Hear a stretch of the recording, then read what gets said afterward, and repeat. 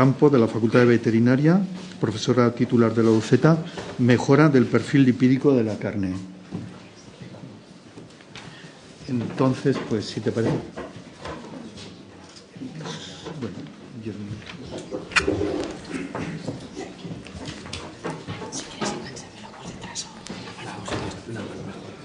Espera, que esto está todo.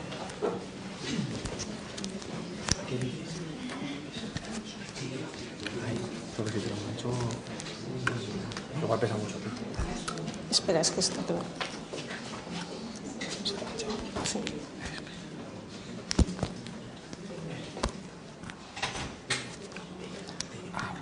Vale, ahora sí.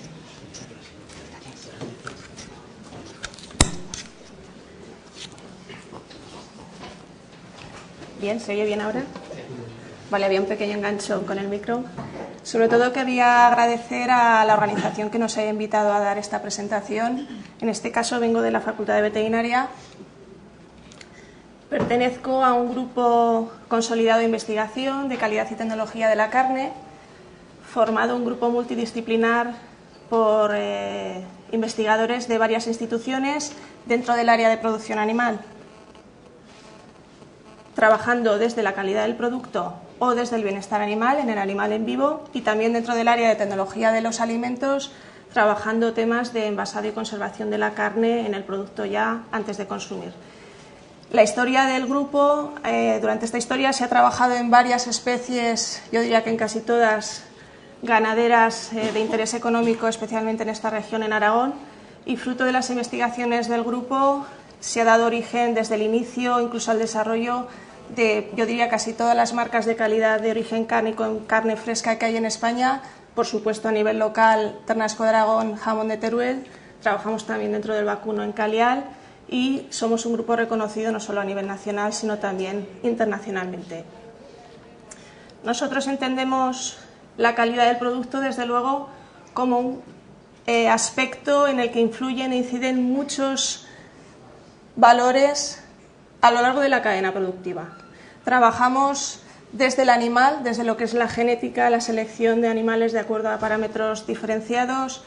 Trabajamos, hay diferencias de acuerdo al tipo de músculo, al manejo, al destete, al entorno en el que los animales se producen. Trabajamos aspectos básicos fundamentales de alimentación, algunos ya se han ido hablando a lo largo de la mañana de hoy. Estamos trabajando en vacuno intentando aumentar contenidos en ácido conjugado linoleico a través de la alimentación, aumentando el uso de determinadas materias de origen nacional más baratas que las que se están utilizando en ganadería, el uso del lino, el uso de ciertos girasoles, incluso el uso cada vez más de residuos de la industria. También se ha hablado un poquito en las ponencias anteriores, se está comenzando a trabajar en incorporar flavonoides y polifenoles en el músculo a partir de residuos de la industria del vino o a partir de residuos de la industria de cítricos. Importante este aspecto.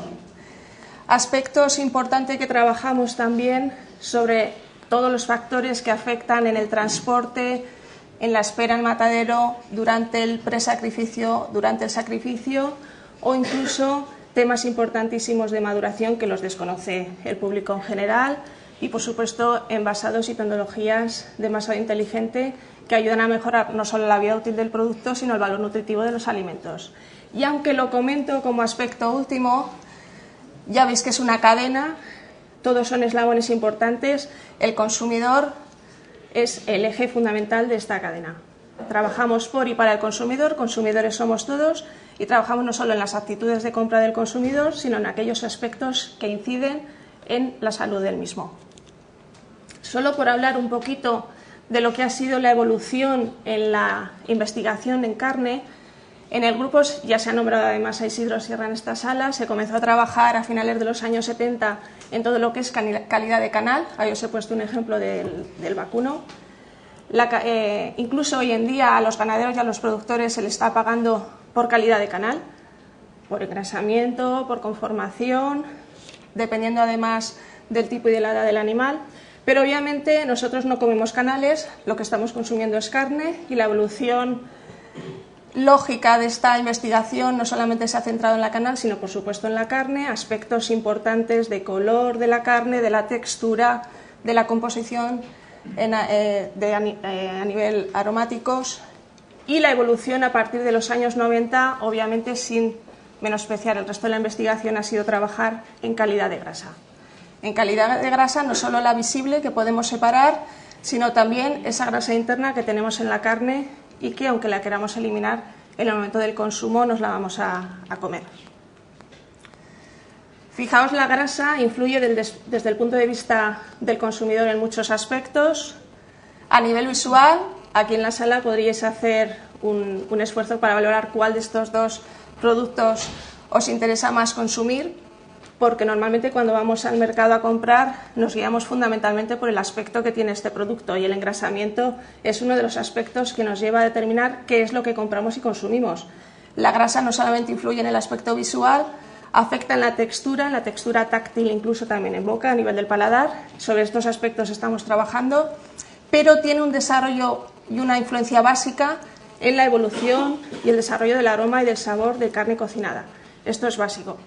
Sin embargo, el tema que nos trae a este foro es, desde luego, la implicación que tiene el consumo de grasa a nivel de la salud humana. Fijaos en los datos de recomendaciones de organismos internacionales. En la dieta global no se debería de superar el 35% de la energía que viene de esta dieta a partir de la grasa, ni el 10% debido a la ingesta de ácidos grasos saturados. Estos datos que se utilizan, los más actuales de la Agencia Europea de Salud y Seguridad Alimentaria, son todavía más restrictivos. No deberíamos de pasarnos por menos de un tercio de la energía total que se consumiese debido al consumo de grasa, y además como máximo el 9% de los ácidos grasos saturados.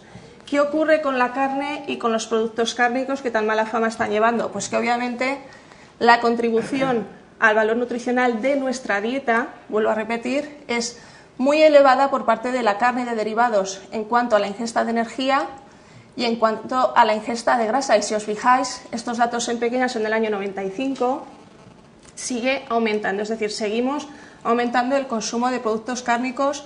Por lo tanto, la contribución de estos productos cárnicos al consumo total de ácidos grasos saturados es bastante más superior de lo que sería deseable de acuerdo a las recomendaciones nutricionales. ¿Qué es lo que hemos estado observando? Y me voy a centrar en el estudio del ternasco. Podríamos hablar de otras especies, pero vamos a hablar de ternasco hoy. En los animales que estamos trabajando y que estamos mejorando en esta región. Si analizamos, en este caso, el medallón de la costilla, lo que nos comemos, fijaos la cantidad de grasa que tiene un animal sacrificado a una edad jovencita y alimentado exclusivamente con cereales.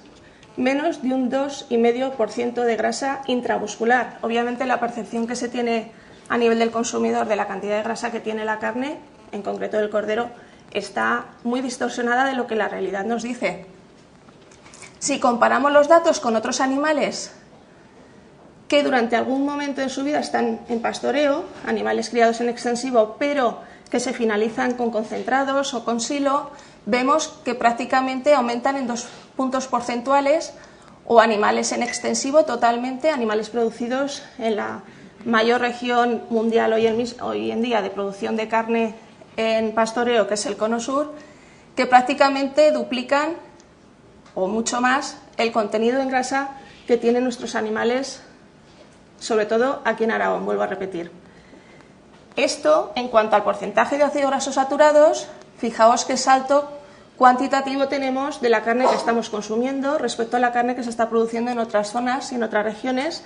Vuelvo a repetir, cuando la alimentación se mejora con materias primas que tenemos y además en condiciones más o menos intensivas.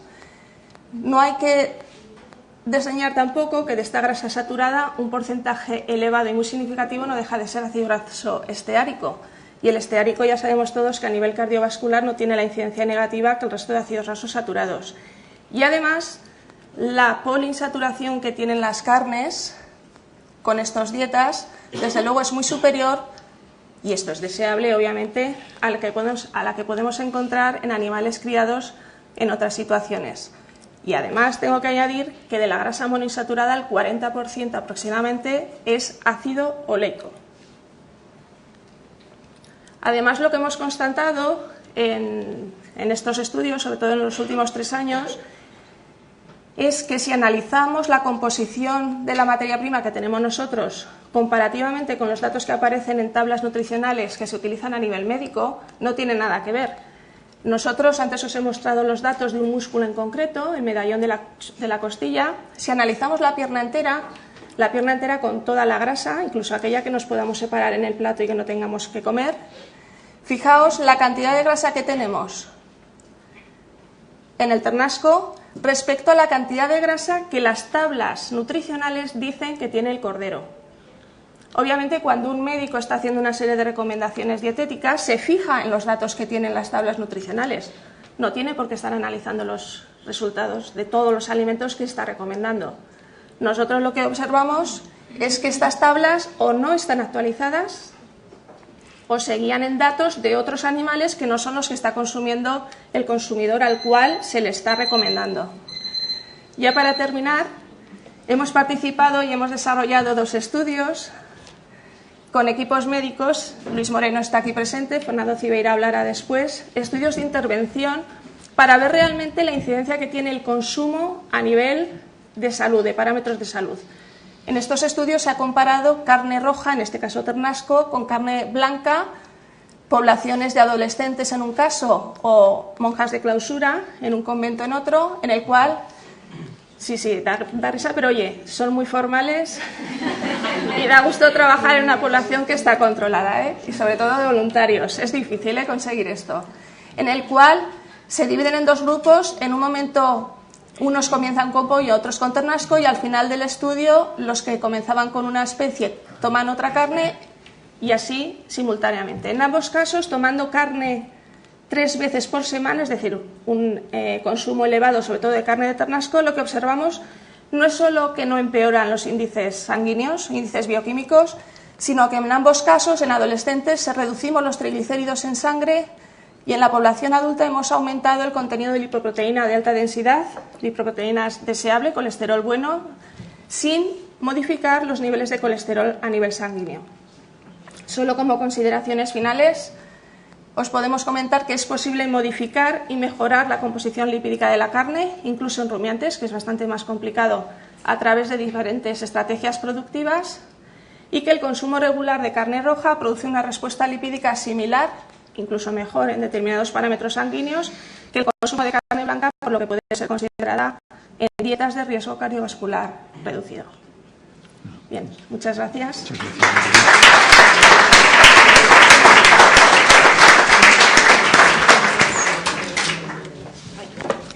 Bueno, habría tiempo para una micro pregunta.